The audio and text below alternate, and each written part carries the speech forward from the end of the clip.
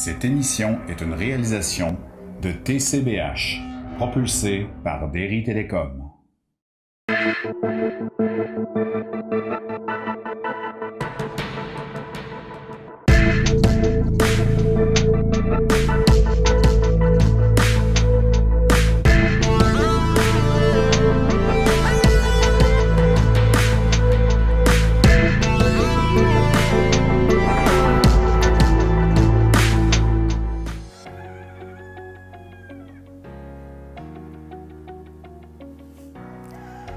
Salut tout le monde, bienvenue à une nouvelle édition des infos TCBH.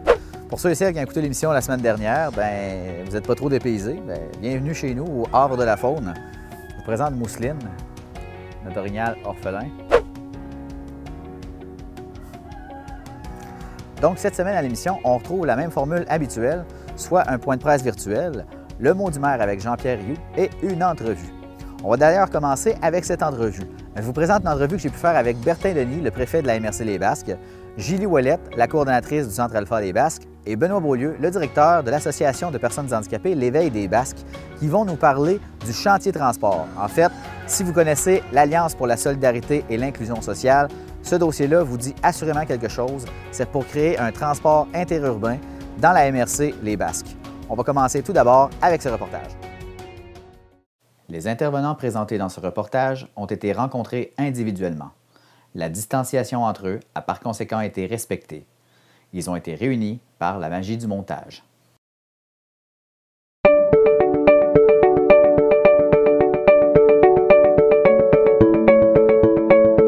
Bertin Denis, je suis préfet de la MRC des Basques. Mon nom, c'est Benoît Beaulieu. Je suis directeur de l'Association de personnes handicapées de l'Éveil des Basques. Moi, c'est Julie Ouellette. Je suis coordonnatrice du Centre Alpha des Basques. Monsieur Denis, un nouveau transport collectif verra le jour grâce à l'Alliance pour la solidarité et l'inclusion sociale. D'abord, qu'est-ce que l'Alliance pour ceux qui ne savent pas de quoi on parle? Qu'est-ce que l'Alliance? La plupart des gens vont se rappeler du Fonds de lutte à la pauvreté. Il y en a eu une, deux, trois. Je pense que celle-là, c'est la 4e version du Fonds de lutte à la pauvreté. Dans le fond, c'est quelque chose qui vient du gouvernement du Québec, qui vient du ministère de l'Emploi et de la Solidarité sociale. Ça descend par Service Québec. Je pense qu'on a innové un peu avec cette version-là en accueillant une participation citoyenne. C'est-à-dire que sur l'ensemble de nos comités, nos différents comités dans la MRC des Basques et dans les autres MRC aussi, on a inclus des personnes citoyennes, des personnes qui vivaient en situation de pauvreté. La participation des citoyens est venue un peu, je dirais, jeter de la lumière sur le vécu réel de l'ensemble des gens. Là, il y a plein de partenaires qui sont inclus dans ce grand mouvement-là. C'est difficile de les énumérer parce que quand on commence une énumération, bien souvent, on en oublie. Mais il y en a deux avec nous aujourd'hui qui vont continuer à vous faire un peu plus de lumière sur les partenaires présents. Les objectifs à atteindre, je voulais un peu expliquer tantôt, les objectifs à atteindre, c'est simple, c'est essayer de rendre la vie plus agréable, plus facile, d'inclure dans l'ensemble des processus de notre société toutes les personnes les plus vulnérables. Bien sûr, on n'est pas parti de rien, il y avait des chantiers déjà en place. Je vous ferai simplement, puis ça va être la prolongation de notre rencontre aujourd'hui, la présentation du chantier transport. Le chantier transport, c'était un regroupement des personnes et surtout des organisations communautaires qui touchent un peu au transport, qui avaient une table. Cette table-là, elle a été améliorée, augmentée avec des gens de la communauté et d'autres partenaires pour essayer de trouver de nouvelles solutions. Puis, je pense que ce chantier-là avait fait ses preuves depuis plusieurs années et il va vous être présenté tantôt des choses pour aller plus loin, pour encore améliorer plus leur présence et leur action parmi nous. On souhaite que nos résultats soient suffisamment probants pour permettre aux législateurs de continuer à nous financer dans ce domaine-là. Monsieur Beaulieu, pouvez-vous nous expliquer l'implication de l'Association de personnes handicapées L'Éveil des Basques dans ce projet, nous dire à quel numéro les gens peuvent appeler pour réserver et combien ils vont payer pour ce trajet? Je suis heureux d'être ici en tant qu'organisme porteur de cette action-là. Et pourquoi c'est l'éveil des basses? Bien, parce que nous, depuis 1983, on s'occupe du transport des personnes à mobilité réduite dans toute la MRC des Basques et à Saint-Cyprien pour des personnes là, qui avaient des difficultés à se déplacer dans le territoire pour permettre leur inclusion à la société. Et aujourd'hui, c'est un peu la même chose qu'on veut faire avec le projet qu'on veut mettre en place. Oui, depuis 2001, on avait le transport collectif qui faisait du transport pour toute la population de la MRC, mais les places étaient limitées. Il fallait qu'il y ait une personne à mobilité réduite à bord de l'autobus pour pouvoir le déplacer. Donc là, ce qu'on veut mettre en place, c'est un nouveau service, un service de transport avec un trajet mis en place, une implantation 2 fois par semaine, qu'il n'y a pas ces limites-là au niveau de l'obligation d'avoir une personne à mobilité réduite à l'intérieur de l'autobus. Donc, c'est l'Alliance qui nous permet de faire cette avancée-là pour notre société, pour notre communauté. Et ces trajets-là vont être disponibles à chaque semaine, 2 fois par semaine, avec des trajets prédessinés qui vont partir de Saint-Cyprien. Comment ça va fonctionner? Bien, on n'a pas réinventé la roue. La seule chose qu'on vous demande, c'est de nous téléphoner à l'Éveil des Basques pour vous assurer qu'il y a vraiment une place disponible. Parce que oui, bon, il n'y a pas de limite à l'utilisation. Tout le monde peut l'utiliser, mais il va y avoir un seul minibus pour l'instant qui va permettre ce transport-là. Donc, il y a quand même une limite de place une limite de personnes qu'on peut accueillir à l'intérieur. Et lorsque vous allez nous téléphoner, on va pouvoir vous dire à quel endroit vous rendre pour prendre le minibus, à quelle heure, et vous confirmer le coût que ça va vous coûter. Présentement, le coût il est fixé à 3,50 $ ou 4,50 $, tout dépendant de votre lieu de résidence. Et donc ça, c'est pour un aller. Donc un aller-retour, on parle de 7 $ à 9 $. Comme c'est un service de transport en commun, ce n'est pas un service qui va être porte à porte. Donc, c'est-à-dire qu'on va avoir des points d'arrêt où on va aller vous chercher et où on va aller vous porter. C'est pas quelque chose qui va réduire l'offre de services habituelle qu'on offre à l'Éveil des Basques. Donc, les personnes à mobilité réduite vont conserver leur priorité pour certains transports. C'est un ajout de minibus qu'on fait dans l'offre actuelle. Donc, il va y avoir un minibus destiné seulement pour ces trajets-là. Alors, il n'y a pas de... Si vous avez des déplacements, les personnes à mobilité réduite vont pouvoir le faire quand même si le minibus est utilisé pour faire un trajet. Madame Ouellette, pour quelles raisons le Centre Alpha des Basques est impliqué dans ce projet et pouvez-vous nous donner les détails quant aux trajets qui seront disponibles? Je suis dans le comité transport en tant que partenaire. C'est un sujet qui m'interpellait par rapport aux membres qui viennent chez nous. C'est pour ça que j'ai décidé d'embarquer dans ce comité-là. Le transport collectif a été mis en place pour plusieurs raisons, mais si vous avez besoin d'avoir un transport pour aller pour des rendez-vous médicaux, pour visiter un ami ou simplement vos loisirs ou faire du magasinage, le transport est là pour toutes ces raisons-là. Il suffit d'appeler au numéro 418-851-2861. Ils vont vous donner toutes les informations nécessaires sur le processus, les points d'arrêt spécifiques pour chacune des municipalités.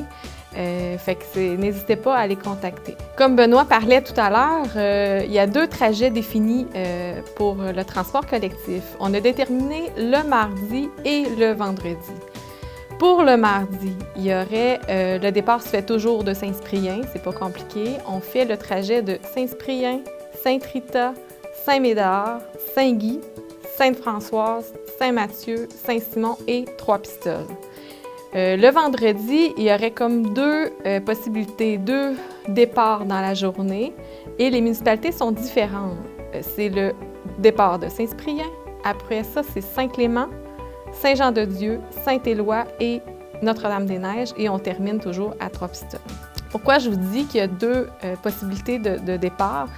C'est parce qu'on voulait que le transport soit pour toute la population en général, incluant aussi nos jeunes. Ce besoin-là, il y a des municipalités que le vendredi, les jeunes seraient peut-être intéressés, mais il ne faut pas oublier qu'on est en expérimentation. Fait qu'on va s'ajuster au fur et à mesure.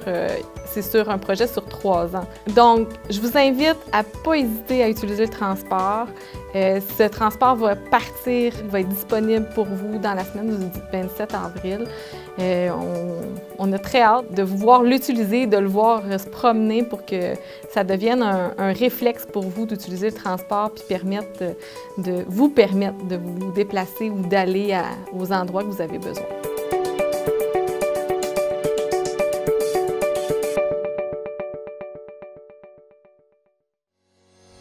On est de retour. J'espère que vous avez aimé cette entrevue. C'est un dossier assez important, assez intéressant d'ailleurs. Donc, suivez ce dossier-là de près. Le 27 avril, ça va commencer un service nouveau dans la MRC Les Basques. Maintenant, on s'en va voir la 8e chronique du maire avec Jean-Pierre Rioux. Cette semaine, Jean-Pierre nous parle des élections municipales à venir à l'automne prochain. Donc, c'est un dossier assez important, mais il va donner beaucoup d'informations à connaître avant de se lancer dans la campagne électorale municipale. Et les personnes qui sont intéressées peuvent d'ailleurs suivre cette formation-là. C'est tout à fait gratuit. Ce sera par Zoom. Jean-Pierre donne tous les détails dans sa chronique. Et si jamais les gens ne veulent pas suivre la formation mais qui ont des questions, ils peuvent rejoindre M. Denis Côté au numéro qui apparaît ici. Donc, si jamais vous avez des questions, avant de vous lancer, c'est super important. On s'en va voir le mot du maire avec Jean-Pierre Rioux.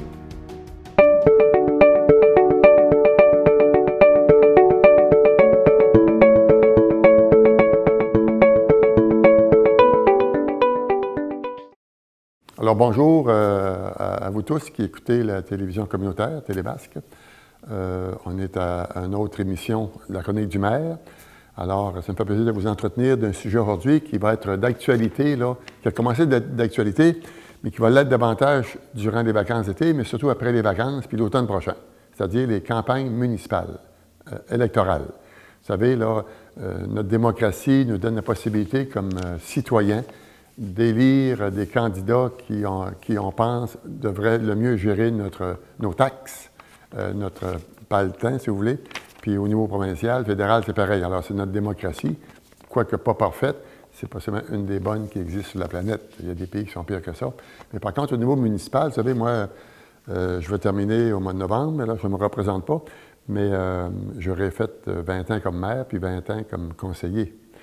Et je vais vous dire, il y a 40 ans passés, quand je suis rentré au conseil de ville, puis aujourd'hui, les critères, les règles du jeu qui sont aujourd'hui par rapport à il y a 40 ans passés, ça n'a aucune comparaison. Alors, il n'y avait pas ces exigences-là qui ont été mises en place par les gouvernements parce qu'il y a eu de l'abus à gauche, à droite.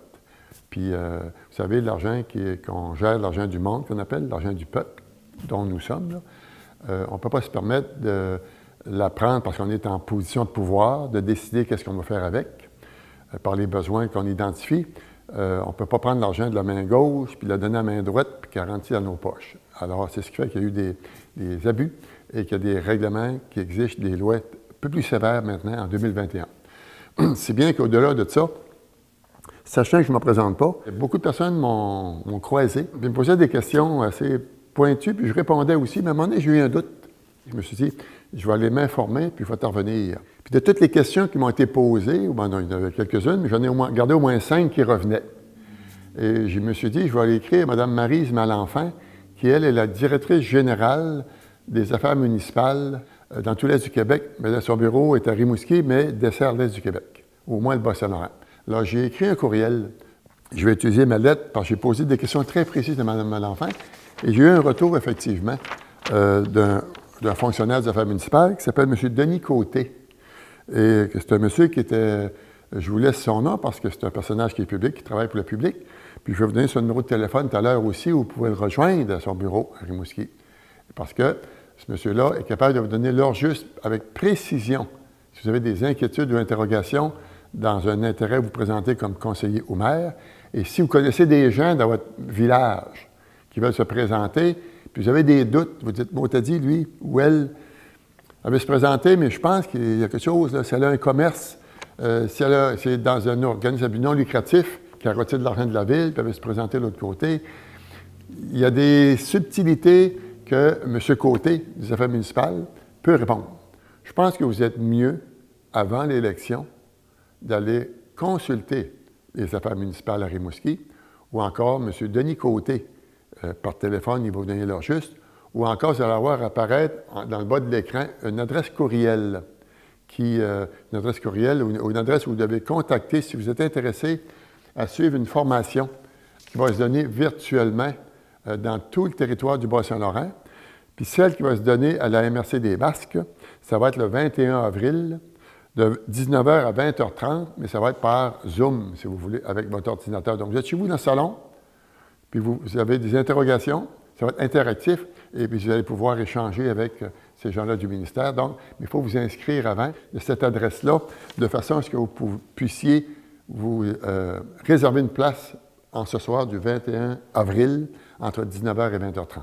Je ferme la parenthèse. Alors, à Mme Malenfant des Affaires municipales, et M. Côté qui m'a répondu, si une personne est propriétaire ou actionnaire d'une entreprise privée, puis que la Ville doit, durant son mandat, faire des achats ou elle a des besoins contractuels ou autres avec l'entreprise de cette personne-là, est-ce que cette personne-là peut être déclarée inhabile à occuper sa fonction d'élu? Est-elle en conflit d'intérêts? Alors, la réponse, non, cette personne-là ne peut pas siéger autour de la table de conseil de ville. Elle est en conflit d'intérêts direct. Je vais vous donner un exemple comme Cadorama, tiens, ou peu importe qu'on pourrait trouver dans le plastique, qui vend du papier. Il peut vendre des photocopieurs.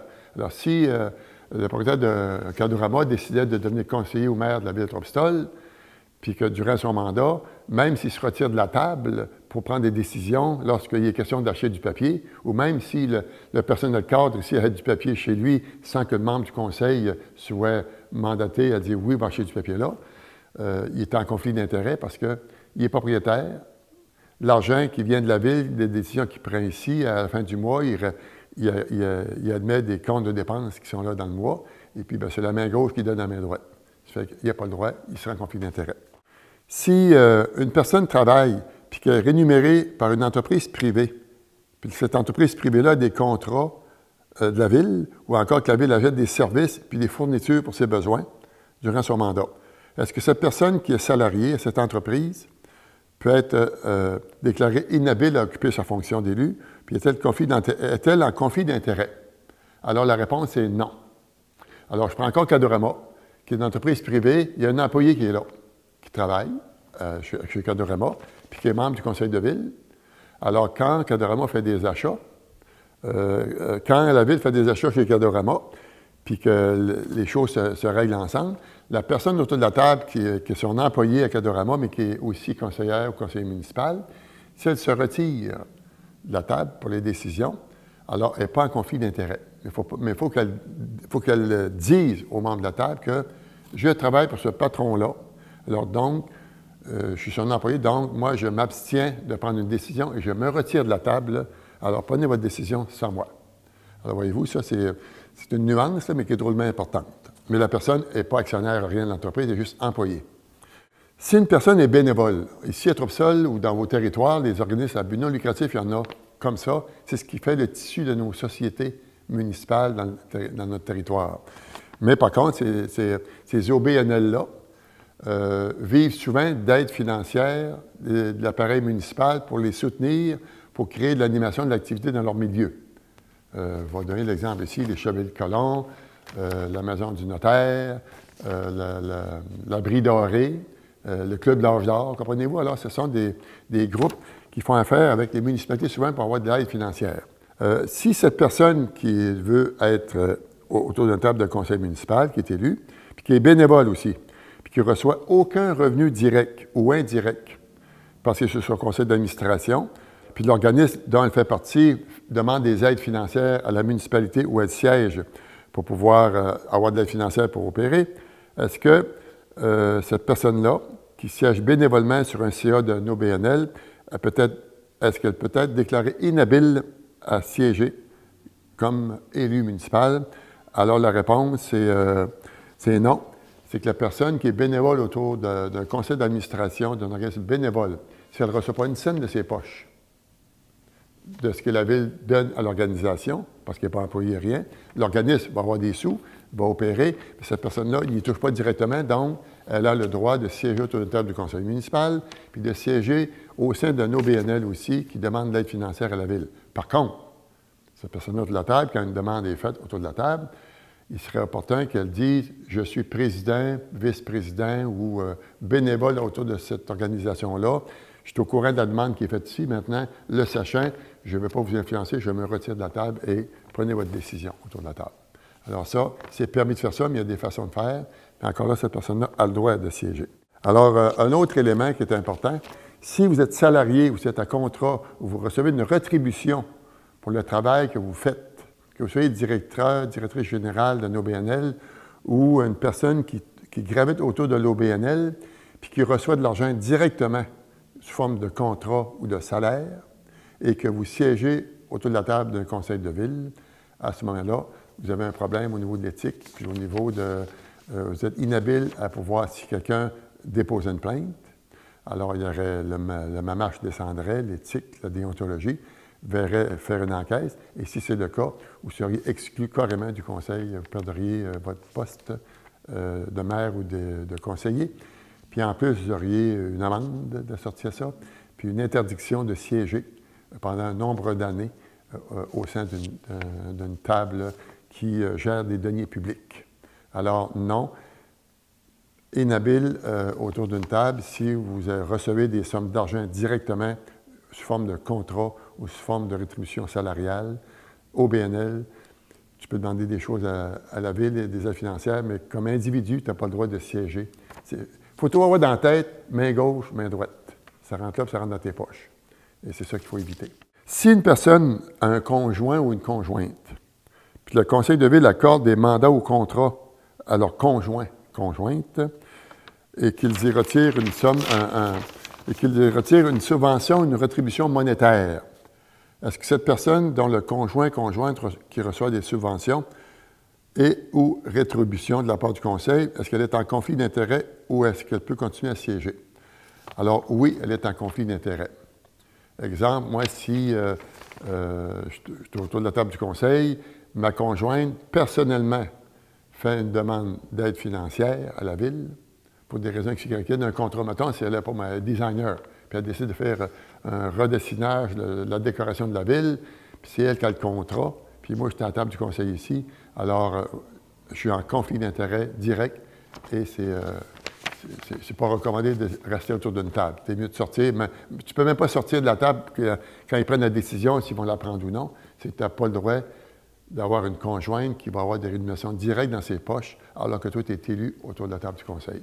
D'ailleurs, moi, ça s'est présenté, je vous dirais, quand la compagnie de navigation des Basques, j'étais président de la compagnie, et quand mon fils est rentré comme capitaine du bateau, alors moi, j'étais président du conseil d'administration de la compagnie de navigation des Basques. Puis ma conjointe a été embauchée là aussi selon les règles de l'art.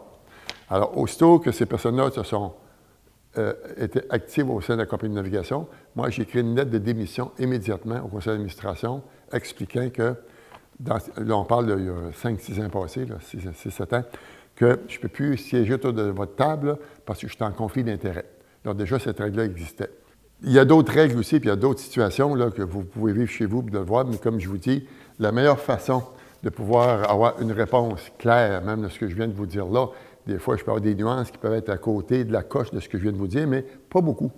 Mais si vous voulez avoir l'heure juste précise avec des gens compétents dans le domaine, c'est d'appeler aux affaires municipales à Rimouski, Marie-Semaine-Enfant. Vous allez avoir un retour de ces gens-là pour vous donner réponse à vos questionnements. Alors, ou encore, si vous voulez contacter directement M. Denis Côté des affaires municipales, ce monsieur-là, il est au 418-732-8222. Alors, ce monsieur-là est d'une compétence là, provinciale. Alors, j'espère que cette chronique-là vous a plu. Comme je vous disais, tentez votre chance comme conseiller puis comme maire dans toutes vos municipalités. Vous savez, même si vous perdez, on ne meurt pas de ça. On continue à vivre pareil, mais au moins, l'essayer, c'est une belle expérience. Quand tu réussis et tu es élu, c'est une belle expérience. Et si tu échoues parce que les citoyens n'ont pas voulu t'avoir, Ce n'est pas nécessairement une façon personnelle souvent, mais je pense que l'expérience vaut la peine d'être vécue. Donc, c'est pas à prendre à la légère, prenez pas de chance, appelez. Puis une fois que vous êtes certain de votre affaire, vous avez la bonne réponse, lancez-vous, amusez-vous. Merci.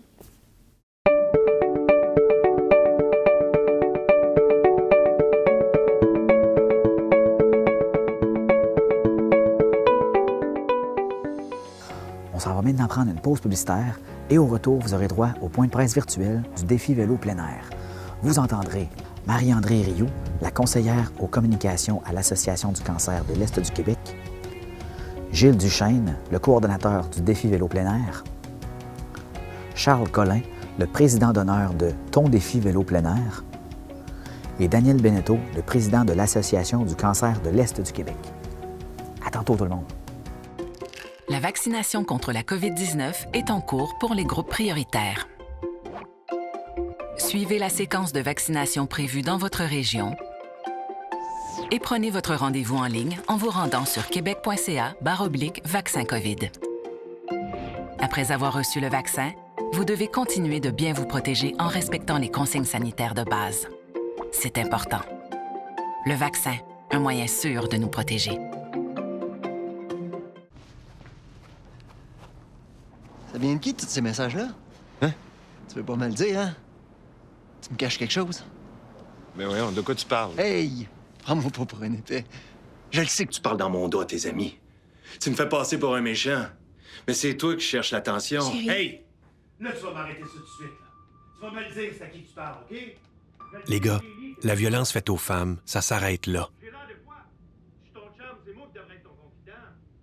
On a tous de bonnes questions sur le vaccin. Pourquoi continuer de se protéger après avoir été vacciné contre la COVID-19?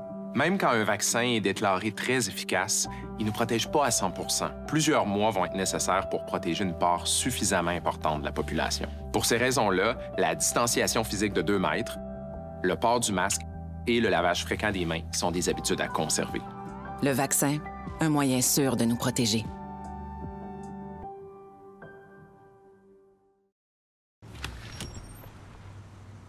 Je te laisse pas sortir d'ici sans savoir où tu vas. Hein? Bien de même en plus. Ben voyons donc, Hey, arrête de tout le temps me mentir en pleine face. Tu le sais que je peux pas te faire Confiance. T'essayes toujours de me provoquer. Mon amour, Hey! Ben là, tu vas enlever ton manteau et tu vas rester ici. C'est pas vrai qu'on va se chicaner à cause de toi. Moi, je suis là, je suis frère avec toi. Les gars, la violence faite aux femmes, ça s'arrête là. Écoute-moi même, c'est fini, ça. On a tous de bonnes questions sur le vaccin. Pourquoi certaines personnes sont-elles vaccinées en priorité contre la COVID-19? La vaccination est priorisée en fonction du risque de développer des complications et de décéder de la COVID-19, c'est-à-dire les personnes résidant en CHSLD, les travailleurs de la santé, les personnes vivant en résidence privée pour aînés et celles de 70 ans et plus. À mesure que les vaccins seront disponibles au Canada, la vaccination sera élargie. Le vaccin, un moyen sûr de nous protéger. Je vous souhaite la bienvenue à tous. Merci de votre présence. C'est vraiment très apprécié. On a des gens de l'Est du Québec. C'est super, des médias de l'Est du Québec. Pour commencer, la conférence de presse est pour annoncer la 23e édition du défi vélo plein air, qui est une activité cycliste au bénéfice de l'Association du cancer de l'Est du Québec. Alors, je vais vous présenter les gens qui vont prendre la parole ce matin. Gilles Duchesne, qui est le coordonnateur du défi vélo plein air. J'ai aussi avec moi Charles Collin, qui est président d'honneur de cette 23e édition-là du défi vélo plein air, qui est ingénieur chez les structures GB. Et puis, il y a aussi notre président de l'Association du cancer de l'Est du Québec qui va vous adresser la parole, qui est Daniel Beneteau. Alors, je vais laisser tout de suite la parole à Gilles Duchesne, qui va vous parler du défi vélo plein air cette année. Comment ça va se dérouler? Bien oui, on est déjà rendu au 23e défi vélo plein air. 23e défi vélo plein air, sauf que depuis l'année passée, dû à la pandémie, il y a un petit changement. On a changé le nom de défi vélo plein air pour ton défi vélo plein air parce qu'il faut respecter les distanciations, les mesures de sécurité et tout ça. Fait que du 3 au 11 juillet, chacun, de son côté, peut faire la distance qu'il veut, la journée qu'il veut. Tout ce qu'il a à faire, c'est s'inscrire. On a 3 catégories. La catégorie solo, évidemment, ça le dit, 100 $ en don. La catégorie équipe, ou je pourrais l'appeler la catégorie familiale aussi. On demande un don de 250 $. Puis la catégorie entreprise. La catégorie entreprise, ça va jusqu'à un don de 1 000 $. Évidemment, vous comprendrez que nous autres, à l'association ou au comité Défi Vélo, avoir un problème d'éclosion de COVID, ça ne nous tente vraiment pas. Ça fait que dans tous les événements, on va demander aux gens d'être très respectueux des consignes que le gouvernement va nous donner, puis d'être très prudent, évidemment. On va avoir, pour aider les gens à s'inscrire, des prix de participation. Il va y avoir, je vous le dis aujourd'hui, minimum 6 prix de participation. Sur la feuille, vous allez voir, c'est marqué un montant minimum de 100 $ de prix de participation. Mais je vous dis que le montant minimum, c'est plus 250 que 100 $ parce que j'ai été chercher des nouveaux prix hier que même mes collègues ne sont pas au courant. Chacun des participants va recevoir ce qu'on appelle un BOF, un cash-coup, pour le remercier de sa participation. Je regarde sur ma feuille ici, là, quand je vois les retombées économiques. L'année passée, ton défi vélo plein air, 162 participants. C'est quand même quelque chose. 162 participants. Cette année, on aurait aimé ça atteindre le chiffre de 200. Le montant amassé l'année passée, qui était de 82 400 $, ça m'impressionne. Je remercie beaucoup, beaucoup, beaucoup les gens qui nous supportent. Puis évidemment, avec plus on a de publicité, bien, plus on est supporté de tout le monde. Puis pour l'association, le défi vélo a rapporté près de 1,5 million depuis le début. Cette année, c'est une année particulière pour une autre raison bien importante. L'édition hommage à Marie-Hélène Gontier. Qui est Marie-Hélène Gontier? Marie-Hélène Gontier, c'est une fille qui a participé à beaucoup de défis vélo, qui a participé à beaucoup de Tours de la Gaspésie et qui a appris qu'elle avait le cancer au dernier Tour de la Gaspésie, juste avant l'événement. Malgré tout ça, elle a fait le Tour de la Gaspésie. C'est une très bonne sportive. Fait que cette année, on veut lui rendre hommage en mettant son nom sur notre jersey. Puis, c'est un peu l'édition spéciale Marie-Hélène Gontier, qu'on va sûrement faire quelque chose pour elle aussi à la prochaine édition du Tour de la Gaspésie. Les gens qui veulent s'inscrire, défivélopleinaire.org. Vous êtes invités à venir vous inscrire là. Les bénéfices, c'est bien sûr que sont donnés à l'Association du cancer. Le nouveau président d'honneur cette année, c'est Charles Collin. Qui est Charles Collin? Je vais le laisser se présenter par lui-même. Je vais remercier les commanditaires. Évidemment, la boutique Vélo plein air, que j'ai un petit faible pour cette boutique-là. Certains comprendront pourquoi. Vélo plein air qui m'a supporté avec 3 prix de participation, 2 de 250 et 1 de 1000, qu'on va faire tirer entre les participants. Structure GB, Desjardins, un bon ami à moi, Pierre Blier, huissier de justice, Jardin de la Métisse, Fondation Jack Herbert, Cascade et Plomberie Robert Dechaine. Bonjour à tous. Cet été, l'été dernier, en fait, j'ai reçu un appel de Gilles qui m'offrait de participer à la présidence d'honneur de Ton défi vélo plein air. J'ai accepté avec beaucoup de fierté parce que le cancer, c'est une cause qui me touche énormément. C'est vraiment cliché de le dire, mais tout le monde dit ça, mais on connaît tous quelqu'un de près ou de loin qui est touché par la maladie. Donc, c'est important de s'impliquer dans ces causes-là. Quand on vit de près avec la maladie, comme je l'ai été avec ma mère, qui a eu un cancer de la peau, c'est là qu'on se rend compte de toute l'importance des services offerts par la SEC. Que ce soit des outils, des ressources ou des services de bien-être pour les personnes touchées, c'est vraiment des choses qui font beaucoup de bien. Donc, c'est pour ça que j'ai voulu m'impliquer là, afin d'aider la SEC à pouvoir continuer à offrir leurs services que je qualifierais d'indispensables. Pour ma part, j'ai participé à plusieurs défis vélo plein air et l'année passée à Ton défi vélo plein air. Chaque année, c'est une expérience très humaine et c'est incroyable de voir la population se mobiliser contre le cancer, pas pour le cancer. C'est des centaines de personnes qui se réunissent dans un but commun, c'est d'aider les gens aux prises avec cette maladie-là. Puis on voit les gens de la région qui se mobilisent ensemble, c'est vraiment beau à voir. Le plus touchant là-dedans, c'est comme Daniel va vous le présenter tantôt, c'est qu'on fait une réelle différence auprès des gens. On leur amène beaucoup de réconfort, puis de services. Donc, c'est pour ça que c'est important d'appuyer financièrement la SEC. Cette année, on a un objectif financier de 85 000 Je vous encourage donc à donner généreusement et si vous êtes cycliste ou pas, si vous êtes avancé, expert ou débutant, vous pouvez faire 200 km comme vous pouvez en faire 20. Je vous invite à vous inscrire au défivélopleinaire.org. Seul ou en équipe, c'est important qu'on le fasse. Cette année, comme Gilles le disait, on a une édition un peu particulière, ton défi vélo plein air, puis on aimerait ça vous proposer un maillot unique. En mars 2020, l'association a tenu un concours qui s'appelait « Dessine-moi un vélo », qui invitait les élèves de maternelle à 6e année à faire un dessin qui serait représenté sur le jersey. C'est un magnifique dessin d'une fille qui s'appelle Mélia Croteau, une jeune fille de 6e année de l'école Lestran qui a été choisie comme grand gagnant. Sur le dessin, on peut y voir un vélo lettré, vélo plein air, défi vélo plein air, puis un phare, le phare de Pointe-au-Père, qui pour moi représente très bien la région. Le logo a été intégré de main de maître et bénévolement par un de mes amis personnels, Guillaume Proux-Bégin. C'est un cycliste de la région, puis c'est un designer chez Paysage Studio de marque qui a accepté de nous aider bénévolement à réaliser ce très beau gilet. Le gilet est une valeur de 140 $, puis nous, à l'association, on va le vendre au prix de 95 $. Puis tous les profits en lien avec la vente de ces gilets-là vont aller à la SEC. Puis également, si vous inscrivez en équipe ou en entreprise, vous avez la chance de bénéficier d'un rabais de 15 % à l'achat du jersey. Donc, on vous invite à l'acheter en grand nombre. Finalement, j'aimerais, en mon nom personnel et au nom du comité organisateur, vous inviter à vous inscrire en grand nombre.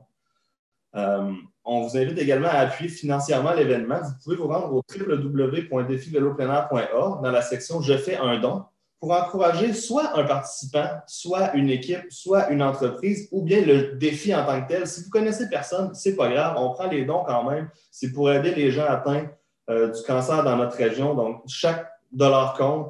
Bien, une personne sur deux va recevoir un diagnostic de cancer au cours de sa vie. Le cancer est toujours la principale cause de décès au Canada et dans notre région.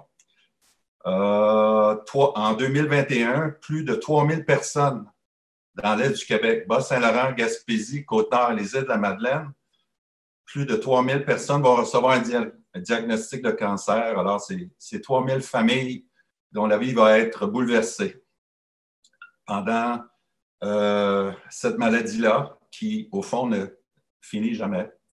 L'Association du cancer de l'Est du Québec, au fond, est un mouvement citoyen qui a été créé par et pour la population de l'Est du Québec.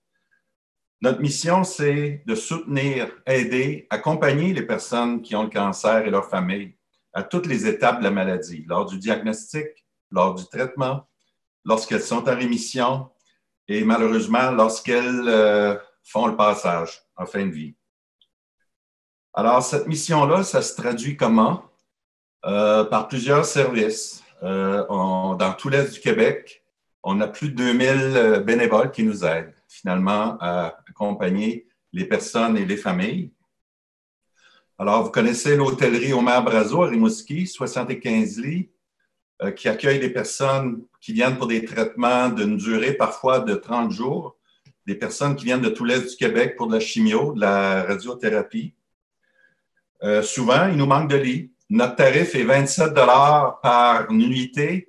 Ça inclut le déjeuner et le dîner. Et malgré ça, il y a au moins 30 % de notre clientèle qui a des difficultés, a des problèmes financiers pour pouvoir supporter ce coût-là. Mais évidemment, on les aide.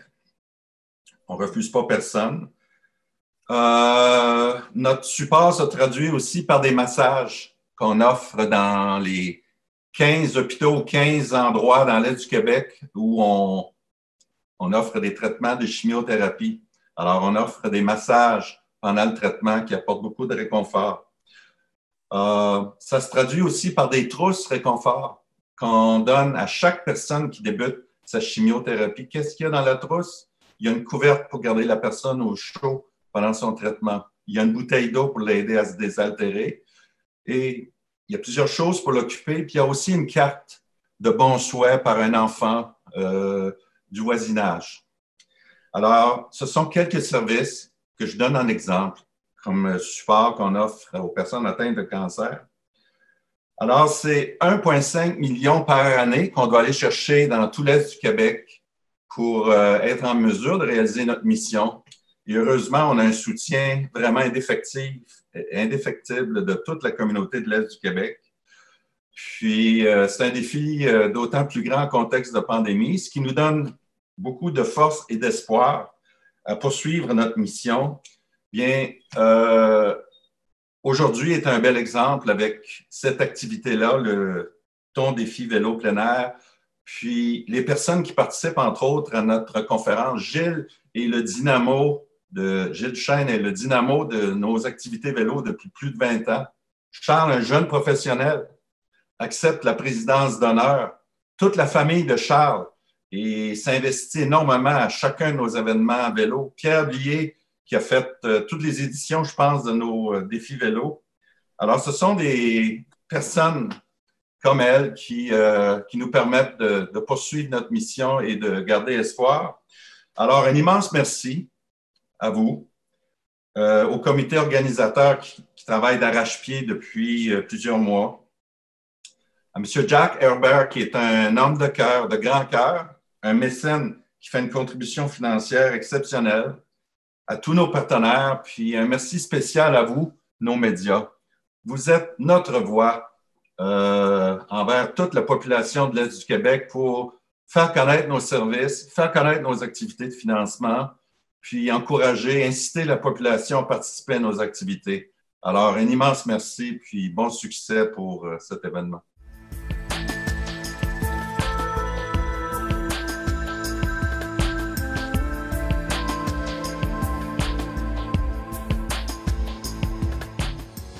C'est maintenant la fin de l'émission.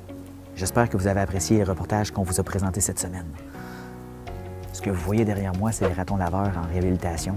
On les relâche demain. Ça va faire 1 an qu'on les a en réhabilitation pour leur donner une chance de grandir, de grossir un peu, pour avoir des forces. Et dès demain, ils vont pouvoir goûter à la liberté. Si jamais ça vous intéresse d'en apprendre un peu plus sur le Havre de la faune, je vous invite à nous suivre sur notre page Facebook ou à aller directement sur notre site internet havredelafaune.com. Et si vous voulez encourager notre cause, vous pouvez acheter votre carte de membre. C'est au coût de 50 $ par année. C'est presque rien. Ça nous donne vraiment une chance. Vous pouvez aller au havredelafaune.com/membre. Sur ce, tout le monde, bonne semaine.